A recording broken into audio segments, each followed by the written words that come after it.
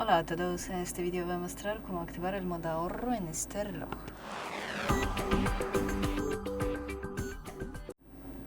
Para ello, mantén presionado este botón y aquí buscamos el modo ahorro.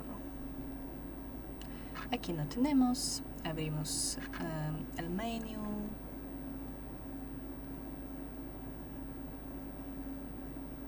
Abrimos la configuración.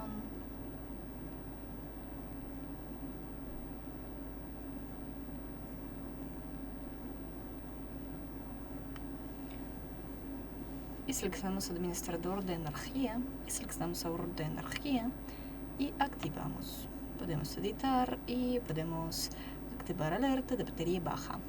Y eso es todo. Gracias por ver. Denle like y suscríbanse a nuestro canal.